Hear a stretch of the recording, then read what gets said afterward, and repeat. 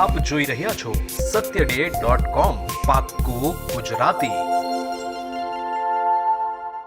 સુરતના વેસુ ખાતે રહેતા વેપારી સાથે વેડરોડના મકાનનો સોદો કરી દંપતીએ 12 લાખ લીધા હતા। બાદમાં 4 મહિના વીતી જવા છતાં દસ્તાવેજ કરી નહીં આપી પૈસા પણ પરત કર્યા ન હતા।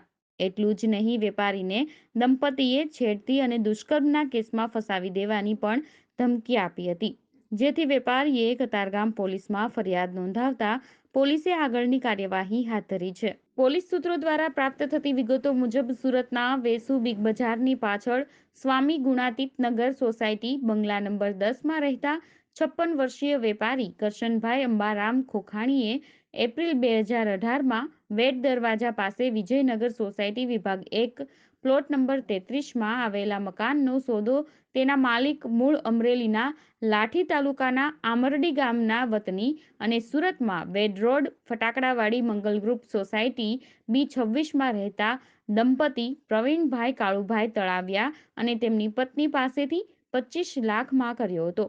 જોકે મકાન ઉપર બેંકની હોમ લોન ચાલુ હોય દંપતીએ બાકી હપ્તા ભરાઈ જાય પછી 4 માસ બાદ દસ્તાવેજ કરી આપવાની બાંહેધરી આપી હતી। કરશનભાઈ પાસે 12 લાખ લીધા હતા અને સાટાખત કરી આપ્યો હતો। 4 માસ બાદ કરશનભાઈએ બાકીના 13 લાખ લઈ દસ્તાવેજ કરી આપવા દંપતીને કહેતા તેમણે ઇનકાર કર્યો હતો। આથી કરશનભાઈએ 12 લાખ પરત માંગ્યા હતા, પરંતુ દંપતીએ પૈસા પરત કર્યા ન હતા અને કરશનભાઈને છેડતી અને દુષ્કર્મના કેસમાં ફસાવી દેવાની ધમકી આપી હતી। આ પ્રકરણમાં છેવટે કરશનભાઈએ ગતરોજ દંપતી વિરુદ્ધ કતારગામ પોલીસ મથકમાં ફરિયાદ નોંધાવી હતી।